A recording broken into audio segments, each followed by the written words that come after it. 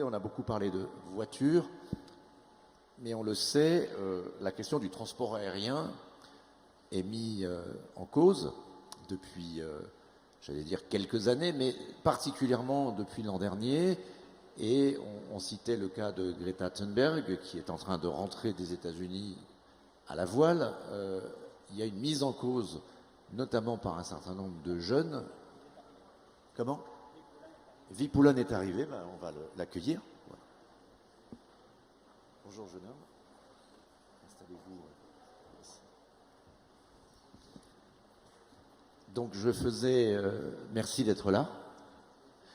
On va vous donner la parole dans quelques minutes. Donc Vipulan Puvaneshvaran, j'étais en train de parler de Greta Thunberg qui est en train de rentrer des États-Unis, qui a fait un discours assez fort et qui a provoqué pas mal de réactions à l'ONU et qu'elle incarne aussi un mouvement à la fois pour la planète bien sûr, mais où il y a eu mise en cause d'un certain nombre de nos habitudes, à nous peut-être d'abord les adultes, et on parlait du transport aérien, puisqu'elle dit si on peut éviter de l'utiliser. Donc ce que je voulais faire peut-être c'était demander à Jean-François Rial de nous parler du transport aérien, parce que voilà un voyagiste qui a été financier, donc aujourd'hui il est voyagiste, mais non seulement il est voyagiste, mais en plus il est écolo.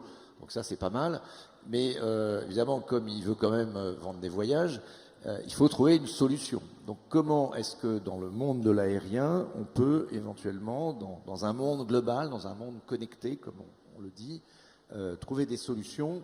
L'électricité n'en est pas forcément une, en tout cas à court terme. Donc Jean-François, peut-être nous dire un peu votre propos, assez fort je crois, sur nos excès. Déjà, vous avez dit une bêtise. Je veux absolument pas forcément vendre des voyages. Évidemment, c'est l'apparence des choses, ça. C'est logique que vous pensiez ça. Mais... vous vendez aussi du rêve. Hein, Bien sûr, mais je dirais que comme je suis un écologiste engagé, si je pensais que voyager en avion et faire du voyage, ce n'était pas compatible avec les objectifs qu'on s'est fixés pour que la planète se réchauffe pas trop, ben, je pense que je renoncerais à mon métier. C'est une question que je me suis posée, hein. Question que je me suis clairement posée. D'ailleurs, vous avez dit tout à l'heure dans la table ronde précédente que le meilleur carbone évité, c'est celui qui n'est pas émis, évidemment. Or, on a un très grave problème avec les avions, enfin, on a un très sérieux problème avec les avions.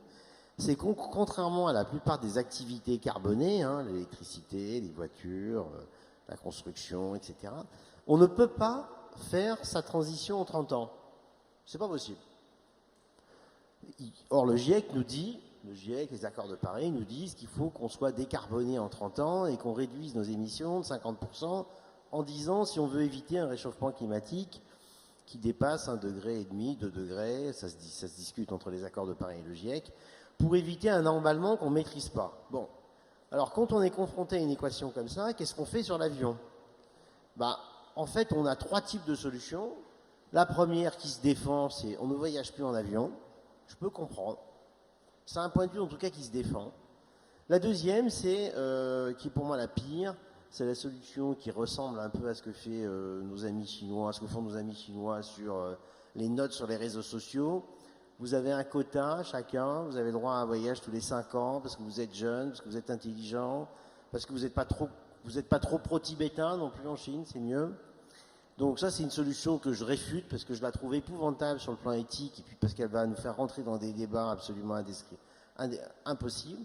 Puis la troisième, c'est celle que je propose, qui consiste à annihiler les émissions des avions que nous réalisons, c'est-à-dire en gros d'absorber le carbone émis.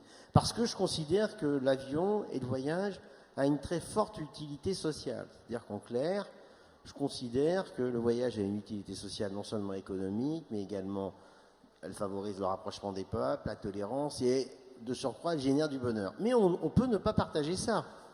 Vous voyez, Jean-Marc Jancovici, qui est un énergéticien extrêmement engagé, que vous connaissez tous, lui considère que l'utilité sociale de l'avion n'est pas suffisamment forte pour pouvoir, je dirais, justifier du fait qu'on lui accorde des crédits carbone spécifiques. Bon. C'est pas mon avis, mais je le respecte. Alors, qu'est-ce qu'on propose, nous, pour pouvoir régler cette équation? on propose de suivre une voie en trois chemins. Premièrement, on réduit un maximum tout ce qu'on peut en termes d'efficacité énergétique, etc., etc. Il faut savoir qu'aujourd'hui, on est capable de faire voler des avions en quantité supérieure de 30% aujourd'hui par rapport à il y a 15 ans, pour 30% de moins de carbone. Donc, on améliore l'efficacité énergétique de façon considérable. La deuxième chose, c'est que bien entendu, on finance la transition. Il n'est pas question d'aller absorber du carbone si en parallèle, vous ne financez pas la transition pour pouvoir être en carbone neutre sans absorption à 40 ans. Avions électriques sur les distances courtes et avions à hydrogène vert, bien sûr, sur les distances longues, parce qu'on ne pourra pas faire des avions électriques sur des distances courtes. Problème de poids de batterie. C'est possible, en probablement 40, 50 ans, on va voir, de transformer toute la flotte aérienne industrielle mondiale en avions à hydrogène vert. C'est probablement possible. Mais ce n'est pas possible en 30 ans. Donc, on essaye de faire des économies, on finance la transition, et puis la troisième chose qu'il nous reste à faire, si on veut rentrer dans les coûts du GIEC, il n'y a pas d'autre solution, c'est d'absorber les émissions résiduelles. Alors, je finirai là-dessus rapidement. Ce qu'on propose, ce n'est pas de la compensation. Parce que la compensation, elle est soumise à beaucoup de critiques, à beaucoup de problèmes. En particulier, il y a des projets d'évitement qui sont acceptés dans la compensation. Nous, on pense qu'il faut vraiment absorber le carbone et non pas le compenser. Et l'absorber, ça veut dire quoi? Ça veut dire être sur des projets directs d'absorption. Ça veut dire être sur des projets qui ne seraient pas financés et qui n'auraient pas eu lieu sans cette absorption. Je vous donne un exemple. J'ai des fermes écologiques, moi, dans le Perche. Je suis très engagé sur cette histoire d'agricole. J'ai besoin de planter des haies, beaucoup de haies. Eh bien, on m'a proposé de financer ces plantations de haies par obtention de crédit carbone. C'est évidemment inacceptable parce que ces plantations de haies, je les aurais fait quoi qu'il arrive. Donc ça, c'est pas possible. Ça, c'est pas possible. Donc, additionnalité garantie et pérennité, bien sûr. C'est-à-dire qu'il faut se débrouiller pour garantir que les crédits carbone absorbés, eh bien, ils soient pérennes au-delà de 50 ans. Donc, si vous plantez des forêts, ce qui est notre cas, eh ben, il faut se donner un taux de sécurité. Il faut faire du 120, 130%, 140%, ce genre de choses. Alors, dans mon entreprise, c'est très concret. Hein. On plante 1,5 million d'arbres par an pour 300 000 tonnes de carbone émises pour un budget d'1,5 million d'euros par an. C'est très concret. On plante ça en Indonésie et en Inde, dans des mangroves, qui a beaucoup d'intérêt parce que ça facilite un tas d'autres choses écologiques que les simples absorptions de carbone. Mais c'est possible. Alors quand on nous dit que c'est impossible au niveau mondial de faire ça, ça c'est le discours ambiant permanent, ça ne tient pas tellement la route parce que l'Institut Polytechnique de Zurich, c'est les Suisses, c'est des gens très sérieux les Suisses hein, en général. Hein. Ils ont mesuré le nombre d'arbres qu'il y avait sur Terre, il y en a 3000 milliards, mais ils en ont profité aussi du coup pour mesurer combien on pouvait en planter de façon supplémentaire sans détruire l'agriculture mondiale, sans toucher à l'agriculture mondiale.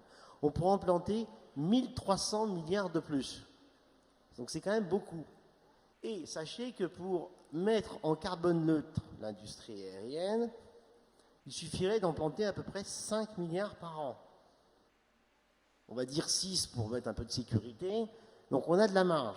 Et l'industrie aérienne qui tient le discours suivant, ainsi que les aéroports, etc., mais regardez, on est très très vertueux parce qu'on améliore notre efficacité énergétique et puis on a un plan qui s'appelle Corsia qui va nous mettre en neutralité carbone, enfin en non-augmentation du carbone pendant 10 ans et à moins 50% à hauteur de 2030. Puis par ailleurs, regardez, nous on n'émet que 3% des émissions mondiales alors que ces affreux croisiéristes, ils en font beaucoup plus, ou les ciments en font beaucoup plus. Moi je trouve que c'est un discours qui ne tient pas la route. C'est le discours de comparaison des émissions de carbone d'une activité par rapport à l'autre ne tient pas la route. On doit tous être en carbone neutre en 30 ans. Basta. Tous. Donc on émet 1%, 2%, 8%, 3%, c'est pas le sujet. Et pareil pour la France qui explique qu'elle est beaucoup plus vertueuse que les autres grâce à l'industrie nucléaire. On s'en fout. Elle doit être en carbone neutre en 30 ans. Voilà. Je peux ne pas être d'accord. C'est pas 30 ans. C'est encore plus vite. Aujourd'hui, et on va entendre Vipulan, ce que j'entends, y compris de la part de certaines entreprises, je vais prendre un autre cas que l'aérien, les télécoms, le streaming. Je ne sais pas si Vipulan fait des jeux vidéo, on lui posera la question, mais aujourd'hui, si Internet était un pays, ce serait le 6e pollueur de la planète. Aujourd'hui, on voit bien que le streaming, l'offre, crée la demande et explose. et que les gens, y compris dans les transports en commun, aujourd'hui à Paris le matin, ils regardent des films en vidéo sur leur smartphone sans se poser la question de savoir si cela pollue.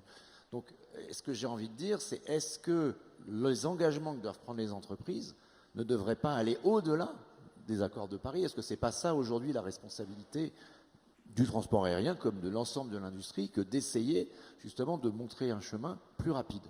Alors, le GIEC nous dit, le dernier rapport du GIEC, qui va plus loin que les accords de Paris, qui veut limiter à 1,5 degré, nous dit moins 50% en 10 ans par rapport à aujourd'hui. Enfin, il dit moins 45% par rapport à 2010. Enfin, bon, c'est pareil par rapport à aujourd'hui, moins 50%. Et moins 100% en 30 ans. C'est ça qu'il dit. Peut-être qu'il va réviser ses propositions, puisque on sait qu'on a déjà émis du carbone qui nous génère un réchauffement planétaire embarqué, c'est-à-dire qu'il n'est pas déjà aujourd'hui là. Aujourd'hui, on est à 0,8, 1 degré de réchauffement climatique.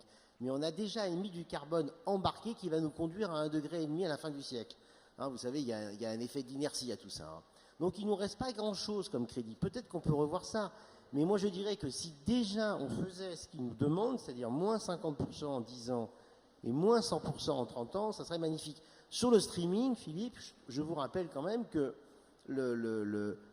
c'est l'électricité. Et l'électricité, on peut la rendre verte à 100%. On sait faire. Que ce soit, enfin verte en tout cas, pas, en n'émettant pas de gaz à effet de serre, que ce soit par les énergies renouvelables classiques, voire le nucléaire si on l'accepte de façon transitoire. Donc on sait faire. Le problème de l'avion, c'est qu'on ne sait pas faire. Il ne faut pas se raconter d'histoire. Hein. Tous ceux qui vous disent qu'on va pouvoir voler en carbone neutre dans 15 ans, ils vous racontent du pipeau. Hein. C'est pas vrai. Hein. Vipoulane, prends le micro et normalement ça parle. Oui, par rapport au moins 50% en 10 ans, c'est ce que vous avez dit. Je ne suis pas d'accord par rapport à ça. Je pense qu'il faut atteindre une neutralité carbone, en tout cas pour la France et pour les pays qu'on dit développés, dans les 10 prochaines années. Pourquoi ? Parce que dans certains pays du Sud, n'ont pas encore des infrastructures que nous, on peut avoir dans nos pays, comme les hôpitaux, ce genre d'infrastructures. Donc ils ont besoin d'émettre à court terme des émissions pour avoir le même niveau de vie. Donc, si on part de ce principe, les pays du Nord doivent avoir une neutralité carbone plus rapidement pour que ces pays-là puissent émettre un peu plus. Peut-être, Vipoulane, tu pourrais aussi nous parler de toi et qui tu es et pourquoi tu as rejoint quoi.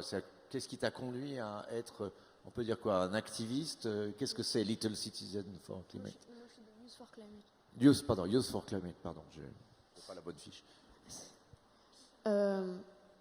Peut-être pourquoi, qu'est-ce qui t'a conduit à avoir envie de devenir un des porte-parole? Du coup, il n'y a pas de porte-parole dans le mouvement. C'est vrai, pardon, c'est vrai. Oh là là. Moi, je fais partie du vieux monde, moi, tu sais, c'est pour ça.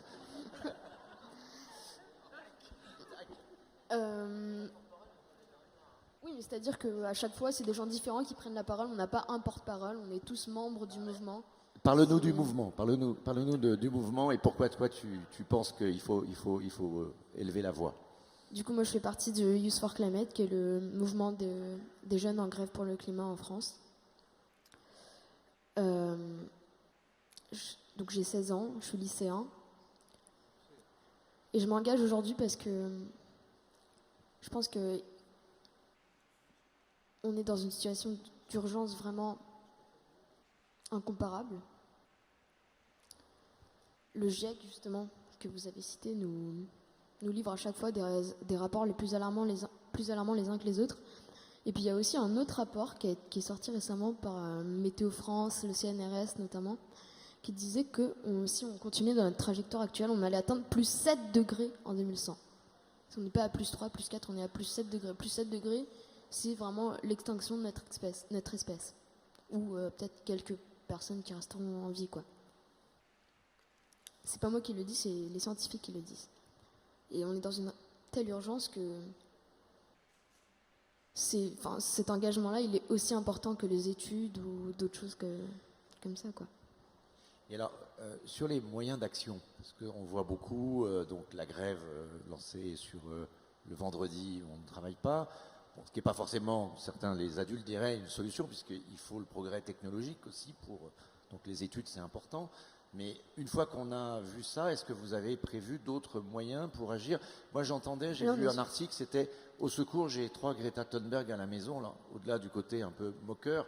C'est-à-dire, est-ce que les parents, aujourd'hui, ne sont pas en train d'être amenés à changer par leurs enfants? C'est un peu ça le discours. Oui et non. C'est-à-dire qu'évidemment, on apporte le changement chez nous. Mais ce qu'on dit, c'est qu'il faut surtout une approche systémique et il faut que chacun agisse à son niveau individuel comme il le peut. Mais il faut vraiment un changement systémique, c'est-à-dire d'ampleur nationale, internationale, etc. Parce qu'il y a une étude, par exemple, de Carbone 4 qui est sortie et qui disait que même si un individu faisait tous les éco-gestes du monde, c'est-à-dire ne pas prendre du tout l'avion, être vegan, ne manger 100% vrac, ne jamais prendre la voiture, etc., il réduirait ses émissions de gaz à effet de serre que de 40% environ, au maximum. S'il était parfait, ce qui n'arrive jamais dans la société. Ça montre vraiment l'importance, ça montre le poids de la société dans ses émissions de gaz à effet de serre. Donc on peut penser par exemple aux accords de libre-échange comme le CETA, le Mercosur qui voulait être ratifié. Et puis un autre exemple. C'est pas parce que moi je fais tous les éco-gestes du monde chez moi que l'État va arrêter de financer les grands industriels du fossile. Parce que oui, l'État finance à hauteur de plusieurs milliards d'euros les énergies fossiles. Et du coup, et encore une fois, ça montre vraiment l'importance d'un changement systémique. Et ce changement systémique, on le voit bien, il y a eu un discours du président Macron qui opposait la fin du monde, dont tu parles, et la fin du mois, les gilets jaunes, enfin la question de pouvoir... qu'est-ce qui est le plus important et comment on concilie? C'est complètement lié. On voit aujourd'hui un accroissement des inégalités, en même temps un accroissement des émissions de gaz à effet de serre.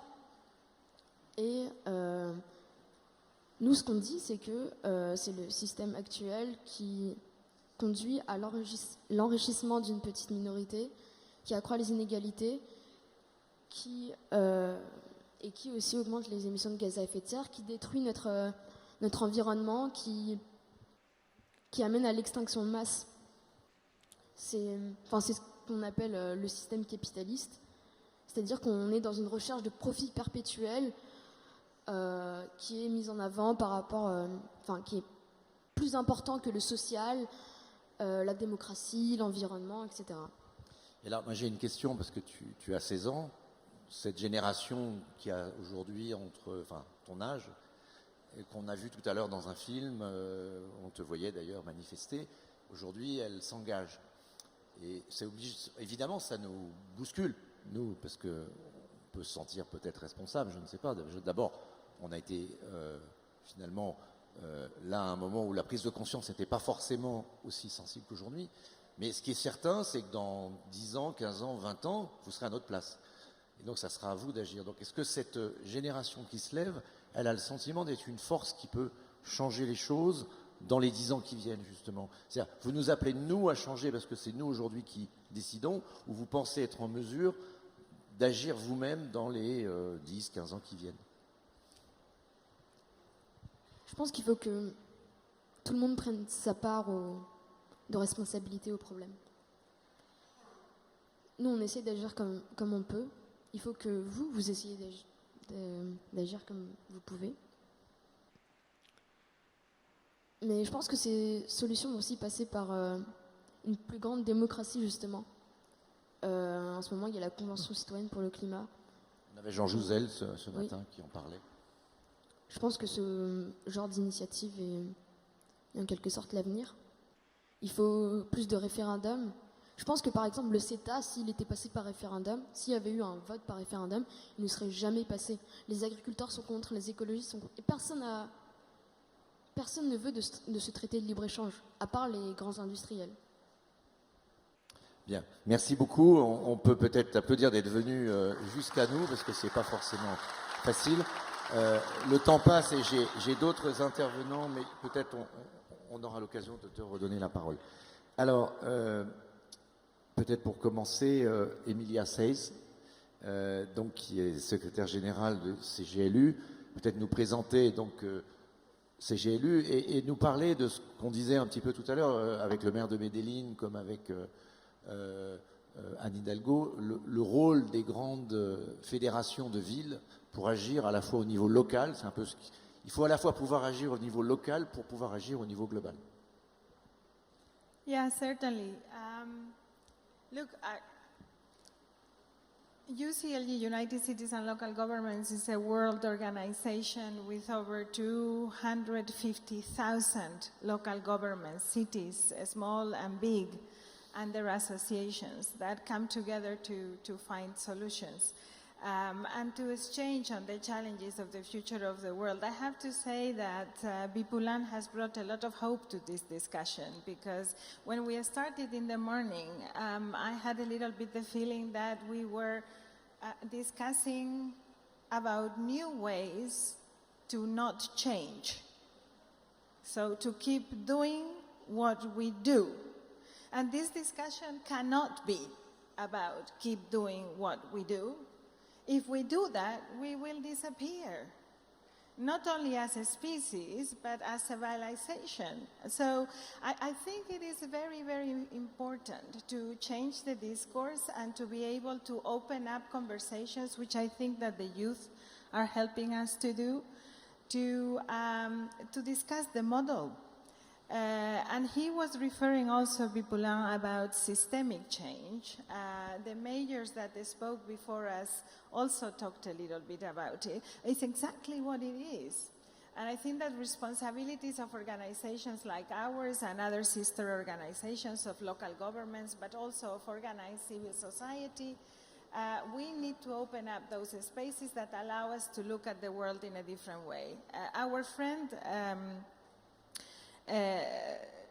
Dr. Moreno was saying this morning that there is the world that we live in, and there is also the world that we think we live in.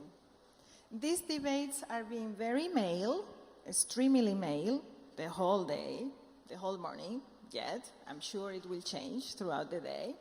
And they have been very north, global north. A look at the world that is very formal and that drives itself through a very traditional economy.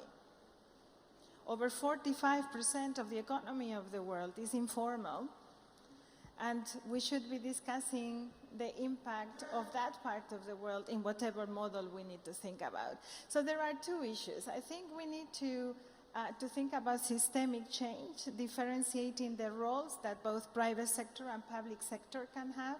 I think the relationship with the public, between the public sector and the private sector needs to change, because the social accountability of the private sector needs to change. And there have been a couple of very well-intended private sector participants here explaining where the thoughts are. But I don't think that transformation needs to come from private sector. Transformation needs to come from the representatives of citizens, like our young colleague here. Those are the ones that need to trigger transformation and that need to define the model. We need to do it all together. It's a shared responsibility. And then we need to see how that new private sector would fit into the model. So I think this differentiated issue of responsibilities will be very critical. Then the other critical is, the other critical issue for me would be to spend less time on adapting the model that we have and think about the future and the new technologies, what they could bring into that future. But not as high-tech, but also as low-tech. I was last week in the Smart Cities Conference in Barcelona, and we were saying, look, probably if you ask people what makes them happy, it's never their car, it's never high-speed internet. It's a much more complex set of things. So we haven't spoken here about the impact of the mobility of merchandise, of the products that we need to live, which is the biggest problem in pollution, and also the biggest problem in the model. We haven't spoken about food, how we produce food and how we consume food, while those are one of the highest emission makers. So we need to discuss about these things, and we need to create spaces where we can discuss that, detaching it from the day-to-day domestic issues. Because this is a humanity discussion that we need to have. It's a global discussion. It cannot be in Parma, in Padova, or in Lagos and Delhi on their own. It's a global discussion that we need to have, and it's a shared responsibility. Merci, thank you very much. Nous sommes très italiens ce matin. Après le maire de Parme, nous avons l'adjoint au maire de Milan. You're going to speak in Italian or English? English. English. So, well, I think the debate is not only about what Milano is doing. Maybe you can tell some pieces, but about what Vipulun said and Emilia. What level of radicality do we need to change? Are we seeking ways to not change here? You could have this impression looking at this conference, because we are speaking about the adaptation of mobility in cities, but some of our youngest representatives say here, yes, you say you want to change, but you don't really want to change. So how can the deputy mayor of urbanism in Milan can address this question? Well, it is an historical problem if we need a revolution or we need to reform a system. I think that in both cases you have to create a large majority to obtain your result, both if you want a revolution or if you want just to reform, or as she was saying before, trying to do business as usual in a different way. I think that actually many people have the feeling that we have a problem, more than before. That is important. We still have the fact that the problem is the consequence of events made by somebody else. That is the politician, that is the industries, that is the other private behaviors. Always it's not us. While to solve some problem, we have to start to say that we are part of the problem.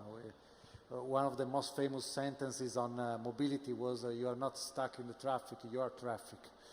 And it is so difficult to convince people about it. I think that cities can be a sort of ambassador of change, even because they are one of the biggest polluters in the world. So we can also work on the fact that we can show and reinvent some solution. Many big cities around the world work together. We are here in Paris. It's not neither the first, neither the second times, but especially by the C40 network, we learned many good practice to share. And we have the idea that the main problem we are facing in Paris are not that far in Milan, they are not that far in London, they are not that far in Shanghai. I think we have two main challenges that are strictly connected. One is environment and one is social justice. We don't have to divide them, and we don't have to think that one is more important than the other. Even because if we just work on environment without social justice, we don't create the consensus and the majority we need, and then we left people behind. And this is a problem. Either we have to show that to reinvent some process, to make partially the revolution we need on environment, we can also create a new solution, new economy, and new justice. We were talking about flights before, for example. I come from Milan. Every year, 2 million of people came by flight from Milan to Paris. When we will have a high-speed train, it will be 4 hours by train. It's the same time we need to go by train from Milan to Naples. And even before, 10 years ago, there was no high-speed trains. And less than 40% of the people that now move from Milan to Naples was moving 10 years ago. So to move from flight to train for from low and medium distance, I think that we can also create new economies and new business and new tourism that will help also to create other economies, even reducing CO2 emissions. So we don't have to imagine that the only way to recreate a new environment is just to slow down and to reduce our system, to stop growing. We can go differently. We can go differently on our economy, but we have also to go differently on our goals in life, because probably not all we do now is so necessary, I would say. I think that to work together in the cities is important. The push that is coming from young people is decisive, and we, as a politician, we have the responsibility to demonstrate that we can create a change. Paris on that has been fantastic, in my opinion, in the last years. And it could be also popular, and it could also convince people that are not used to reduce car use, they are not used to not to freeze during summer because they want 18 degrees at office, etc. If we do it, I think we can obtain some good results. Thank you. Merci beaucoup. Peut-être pour conclure la table ronde, Jean-François, reprenez le micro. J'ai envie de vous adresser la phrase d'Einstein qui dit « On ne résout pas un problème avec le mode de pensée qu'il a engendré ». Je m'adresse à la fois à l'écolo voyagiste et à l'ancien financier que j'ai connu il y a quelques années. À l'époque, les taux d'intérêt n'étaient pas négatifs. À l'époque, le monde de la finance, on le comprenait. Aujourd'hui, on a une génération de jeunes qui vient nous dire « Vous êtes en train de peut-être de nous laisser à la fois le risque d'une extinction de l'espèce. » Bon, j'espère que non, mais en tout cas, vous ne faites pas ce qu'il faut. Et on a un monde capitaliste qui est critiqué dans son essence même, dans son incapacité à résoudre le problème. Qu'est-ce que ça vous inspire ? Quand j'ai écouté notre jeune, là, j'ai trouvé ça très intéressant, mais il faut avoir conscience que pour lui, je suis entre guillemets, je pourrais être perçu malgré mes engagements écologistes comme un affreux capitaliste, mais dans mon environnement économique et personnel, les gens m'appellent Gréto. Vous voyez ? Donc, ce que je veux dire par là, ce que je veux lui dire, c'est que je trouve que d'abord sur le fond de son objectif écologique, il a raison. Moi, quand j'entends Laurent Alexandre m'expliquer que Greta est une idiote, je lui dis « Laurent, t'es un mec trop intelligent pour être aussi idiot de dire quelque chose d'aussi bête ». Donc, je pense que Greta a raison, les jeunes ont raison. Là où j'ai deux réserves, c'est que je pense que leur discours très écologique est, comment dirais-je, est affaibli par leur discours anticapitaliste et altermondialiste, même si le capitalisme a généré beaucoup de choses qui ne vont pas et qu'il faut corriger. Je pense que ce mélange de deux discours nuit à l'objectif écologique, parce qu'on voit bien que ce qu'ils disent sur le capitalisme ou sur la démocratie citoyenne par tirage au sort, ce ne sont pas les mêmes sujets. Ce ne sont pas les mêmes sujets. Je suis intervenu à la Convention citoyenne pour le climat et j'ai vu les premières propositions qui sont sorties de cette Convention citoyenne pour le climat. Franchement, je ne suis pas convaincu. Je vous le dis en toute objectivité, en toute honnêteté, même si ça peut être des expériences dans certains pays qui sont magnifiques. Puis la deuxième chose que je veux lui dire, c'est que il va falloir convaincre ceux qui agissent aujourd'hui. On n'a pas le temps d'attendre qu'ils aient le pouvoir dans 15 ans, nos jeunes, là. Et ceux qui ont le pouvoir aujourd'hui, il faut qu'on leur propose des trajectoires possibles, réalistes. C'est pour ça que je propose cette histoire d'absorption qui cumule à la fois l'additionnalité, la pérennité, le crédit additionnel, etc., etc., etc. Si on dit, par exemple, aux capitalistes du monde entier, écoutez, il y a 1500 milliards d'arbres à planter, ça peut nous faire gagner 10 ans de crédit carbone mondial, parce que c'est ça, et au-delà de l'aérien, 10 ans de crédit carbone mondial pour pouvoir nous permettre d'accélérer et d'avoir un peu plus de temps pour la transition écologique. Je pense que ça, ils peuvent acheter. Mais si on leur dit tous, et je le vois bien, vous comprenez rien, vous êtes des capitalistes épouvantables, vous consommez, si vous réduisez tout, vous êtes quand même à 40%, etc. Moi, je vois, on ne va pas y arriver. C'est-à-dire que c'est aujourd'hui qu'il faut y arriver, il faut y arriver avec les acteurs d'aujourd'hui. Et moi, j'en convertis petit à petit. C'est-à-dire qu'il y a 10 ans, quand j'ai commencé à mettre en place mes projets d'absorption de carbone, on me regardait avec des yeux effarouchés. Il y a 1 an et demi, quand j'ai expliqué aux compagnies aériennes que ça n'allait pas ce qu'ils proposaient avec leur plan mondial Corsia, Air France me regardait avec des yeux un peu désagréables. Et puis, ils ont fini par mettre en place un programme très ambitieux, nos amis d'Air France. Parce Donc, que les ça manifestations bouge. des jeunes font bouger les Bien politiques sûr, mais c'est aujourd'hui pour ça. qui menacent de taxes carbone le kérosène. Juste, vous avez raison, Philippe. Les jeunes ont raison sur les objectifs écologiques. Ils ont totalement raison. Ça marche. Là où moi je dis qu'attention à pas trop faire peur, parce qu'à faire peur, on décourage les gens. Il faut leur proposer des solutions. Il faut que l'écologie soit joyeuse, elle soit positive, elle soit avec des solutions. Et mélanger les discours écologiques et économiques altermondialistes, je les comprends, mais c'est dangereux. Parce qu'en fait, on fait passer les écologistes pour des joyeux guélurons rêveurs. Bon, il y en a qui ne sont pas d'accord. Vipoulan, tu as le droit de répondre, même si tu n'es pas porte-parole. Bien sûr qu'il a le droit. Tu as la parole, on va te passer le micro, si on peut redonner un micro. Mais tu la prends, mais tu la gardes pas trop longtemps parce qu'on doit terminer néanmoins. Je pense que on parle d'anticapitalisme et d'écologie parce que c'est fondamentalement lié.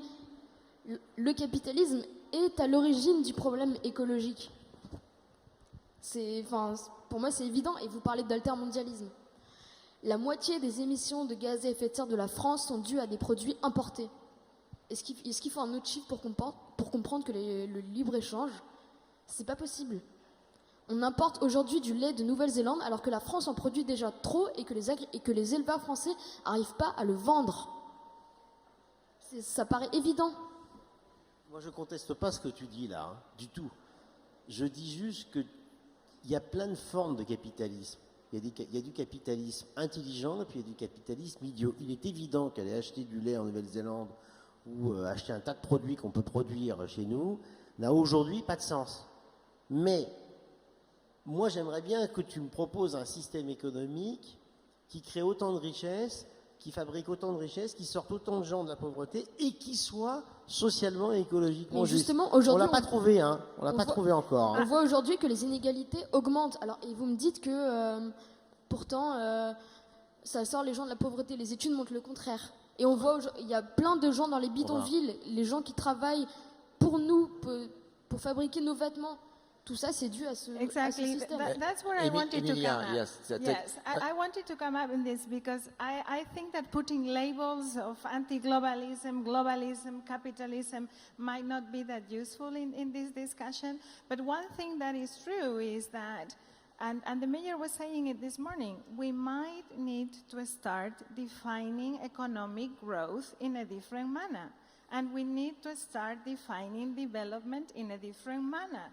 And if we do that, then he is absolutely right, then we would be questioning why we buy our clothes from big business that has decided to leave this part of the world because they didn't want to pay the employees like they should, and why these employees are very unhappy and they feel that anybody that comes and crosses our beloved Mediterranean Sea should be kept in their houses because they feel totally threatened. So beyond planting trees, which I like very much, I think we need to start thinking about different models of production and consumption that do not always imply an anti-capitalistic model of free choice, but that would certainly question the kind of corporate responsibility and social responsibility that we need to develop.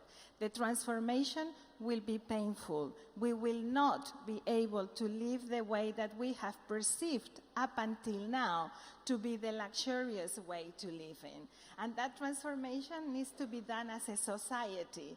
And the society cannot be the global north only. It needs to be also the global south. Most of the people in the global south walk, and still, when you discuss mobility in the global south, they still talk about cars. How is that possible? because we are not challenging the model. So I'm not against what you're saying, sir. I think you have a very pragmatic way to approach it, but I think you are being a little bit reductionistic in the way that you are approaching the matter. And I would like to first see the dreams of my young colleague here come true. And second, I think it is a responsibility of us all to change not only the discourse, but also the action. Merci. On me dit time out. Je pense que la discussion a été assez riche pour qu'on puisse l'arrêter là. Malheureusement, on voulait prendre des questions, mais je pense que vous aurez peut-être l'occasion de venir voir directement Vipoulan si vous avez envie de prolonger le débat. Et je vais céder le micro pour la suite du débat en félicitant chacun des participants. Et puis, Vipoulan, on compte sur toi. Alors, on a bien compris que tu n'es pas le porte-parole, mais tu es quand même une figure aujourd'hui qui, on le voit bien, qui s'exprime. On est beaucoup à s'exprimer et c'est vraiment important. On est un mouvement horizontal, il n'y a pas de leadership. Chacun a le même pouvoir.